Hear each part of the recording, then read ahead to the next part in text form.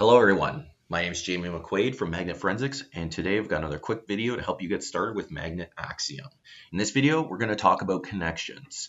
Now, connections is basically a feature we've added that will allow you to build relationships between different files and artifacts. Now, typically, most examiners would do this manually by using, link files, jump lists, shell bags, and stuff like that on a Windows computer to correlate and build attribution around a given file or attribute.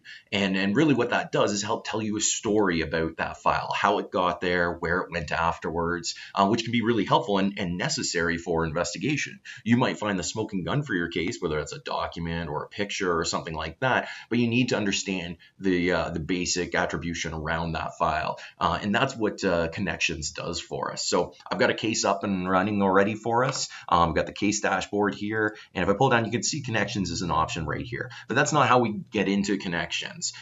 First up, connections is a post-processing task. So once you've processed your case, if you want to utilize the connections feature, you would go up to Tools, Build Connections, and it would start building up those connections. Now that's it's relatively quick, but it could take some time to go through if there's a lot of connections to be built, especially around emails in terms of saying this sender sent it to this person or messages and stuff like that. It can take a while. You can keep working your case if it is running in the background, but once it's done, it'll tell you it's complete and you can start utilizing connections. I've already run the connections for this case, so if I jump in here, I'll go down to artifacts, and you can see we've got lots of artifacts for this case. I'm going to choose a specific document here. Let me go down to PDF documents, and I'll find a document of interest that we can actually utilize and show the connections to. So let me scroll down here, and I highlighted it already, so I should be able to find it. There we go. So we've got terms. And you can see there's the document, just terms to negotiate. You can see some basic details to it. The preview for it's great. And we can see some basic information about the terms. And we can actually see this came from the phone. So I can select, you can see right here, the file name is terms.pdf. And you can see this little icon here. It's called, this is the connections icon. This little three little dots with the connections tied to it. So I can click on that. And what it'll do is it'll take me to the connections view here and give you a slightly different view. Now I can use my mouse wheel to scroll in and out to the zoom in and out of the views here. But you can basically get some ideas that we've got the terms.pdf here. We can see it's associated with the PDF application. You can see if I hover over it, PDFs, there's lots of different PDFs in this case. So the PDF is associated with a lot of different files.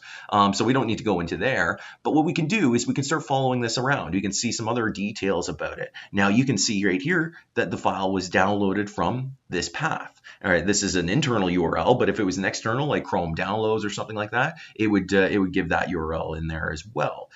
You can see it shares partial paths with a number of different other locations here that can be useful. So maybe you have terms.pdf in several locations on the disk or even across your evidence items. If they're all in there, you can see that. You can actually see up here it shares partial path with F drive terms.pdf. So if I double click on that, I can actually start following that around, and I can see there's the terms PDF. It was associated with the Kingston USB device with this volume serial number. I can actually keep following that down, and I can find other files associated with that same volume serial number there. So you can see there's only a couple of files, or one file here in particular, source.cpp, which is great. If that file is of interest to us, we can say it was also located on the same drive that the terms.pdf. And this is, like I said, a Kingston removable USB drive. If you wanted more information about that drive, we could follow it this way, and we can follow it there, and you can start getting some more information about it, types of device it is, and stuff like that. Otherwise, we can go back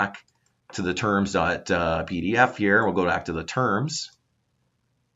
And we're back to where we started here with the F1, but we can see that there's a few other paths we can go out. We can start following this down just like a rabbit hole sort of thing. And we can say, okay, it was located at C users admin terms.pdf. Let's see what's a little bit more details about this one. And we can see here, again, we've got the terms.pdf, and you can see it was downloaded from this location, but we may have some additional information like it was associated with Chrome. And we can pull that from the jump list here. So the jump list here tells me, if I go into details, what application accessed that file. So I know the user used Chrome to access terms.pdf. So they actually used a browser to open up the PDF document. I'm assuming they use PDF readers as well, because it looks like there's a few different jump lists here, but it can be very useful. I can also take a look, and there's a shell bag for this folder, the user's admin folder. There's the last explored date and time for that, which may be important, may not be, but we can see that the details are there. We've got Chrome downloads, so we can see that terms.pdf being downloaded from that location and saved to the local C volume, and several other link files and anything else associated to it. Some timestamps from the link file, and anything you may want to see. You can also, if I drop that back and go back in here, you can actually view the file in the connections view. So if I go back to my original view, there's that terms.pdf that I had selected there, and I can view details, and you can view the same details as we saw it in the artifacts. So like I said, this is a really helpful way to navigate through and build relationships between different files or artifacts. I just used a document as an example, but you can do the same for pictures or any files for that matter.